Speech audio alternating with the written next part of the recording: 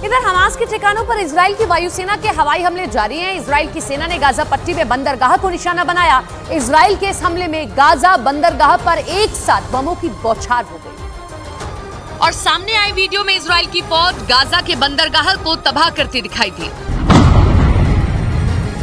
इस हमले के बाद समंदर के अंदर से धुएं का गुबार उठता नजर आया। एक और तस्वीर में एक जहाज आग के गोले में तब्दील नजर आई। हमास के लड़ाकों के हमले के बाद से इजराइल की सेना लगातार पलटवार कर रही है, जिसमें गाजा में हमास के ठिकानों पर चुन चुन कर वार किया जा रहा है।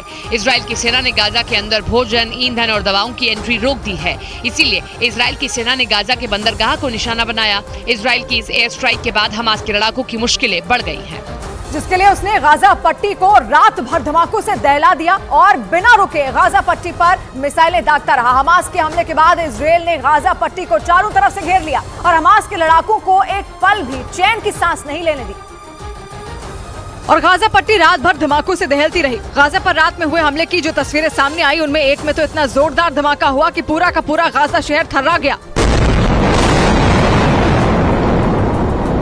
वहीं एक दूसरे वीडियो में रात में एक के बाद एक कई धमाके होते दिखे, जिसने रात के अंधेरे और सन्नाटे दोनों को खत्म कर दिया। एक धमाका तो इतना जबरदस्त था कि कान के पर्दे फट जाएं।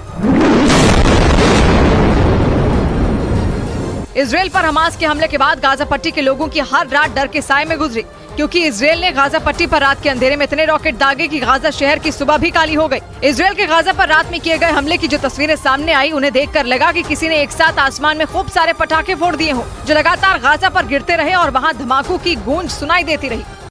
इधर इजराइल पर हमास के भीषण हमले में अर्जेंटीना को भी नुकसान उठाना पड़ा, क्योंकि इजराइल में रह रहे अर्जेंटीना के 7 नागरिकों की हमास के हमले में मौत हो गई, जबकि अर्जेंटीना के कई नागरिक इजराइल पर हुए हमले के बाद बचाए गए। अर्जेंटीना के विदेश मंत्री ने इसकी पुष्टि की और वहां से अपने सभी नागरिकों को सुरक्षित बाहर निकालने का भरोसा दिया। गाजा पट्टी में इजराइल के हवाई हमले में फिलिस्तीन के 3 पत्रकारों की भी मौत हो गई और बताया गया कि वहां एक इमारत को खाली कराने के दौरान तीनों पत्रकार पूरे घटनाक्रम की कवरेज कर रहे थे।